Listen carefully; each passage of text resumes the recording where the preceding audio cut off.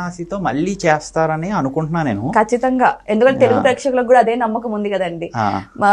జక్కన గారి మూవీ అంటే ఇంకా ఆ రేంజ్ లో ఉంటుందని ఎక్స్పెక్ట్ చేస్తున్నారు అందరూ. అవునండి, నాకు విజేంద్ర ప్రసాద్ గారితో మాట్లాడాను నేను, ఏది ఈ ఆస్కర్ నుంచి వచ్చిన తర్వాత మాట్లాడాను అనమాట.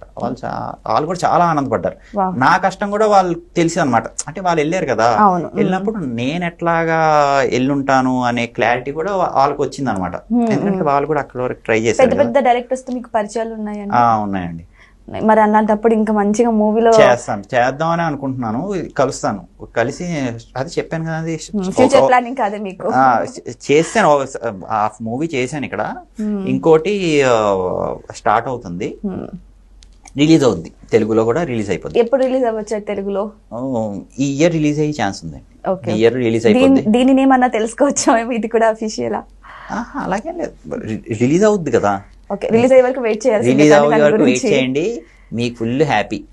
ఇప్పుడు ఫస్ట్ సినిమా కన్నా, ఇప్పుడు ఫస్ట్ సినిమా నేను అప్పుడు ఆ బ్యానర్లో చేసి, ఆ బ్యానర్లో వాళ్ళు డిస్ట్రిబ్యూట్ చేశారు. మారుతి గారు లాంటి వాళ్ళు స్క్రీన్ ప్లే, మారుతి గారి సినిమా అయింది, అది ఇంకా పెద్ద స్టెప్, స్టెప్ హెడ్డే ఉంటుంది ఈ సినిమా. సో అలాగా నేను ట్రై చేస్తూ. ఓకే, సో ఏదేమైనా సరే అబ్బాయిగా పుట్టిన తర్వాత చాలా మందికి 90% అబ్బాయిలకు కూడా నేను హీరో అవ్వాలని ఒక డ్రీమ్ ఉంటుంది. ఆ డ్రీమ్ ఉంటే సరిపోదు, ఆ డ్రీమ్ ని మనం సాకారం చేసుకోవాలి. సో అలాంటి అబ్బాయే రాజ్ దాసిరెడ్డి. సో ఆయన ఇప్పుడు ఆస్కార్ లెవెల్ కి వెళ్ళారు, హాలీవుడ్ లో మూవీ చేశారు, బాలీవుడ్ లో చేస్తున్నారు, టాలీవుడ్ లో కూడా చేస్తున్నారు. సో ఇటువంటి ఒక పట్టుదల ఉంటే మాత్రం ఎంతటికైనా సరే మనం వెళ్ళొచ్చు, ఒక హీరో అవ్వచ్చు అని నిరూపించారు. థ్యాంక్ యూ సో మచ్ అని మీ వాల్యుబుల్ టైం ఇచ్చినందుకు.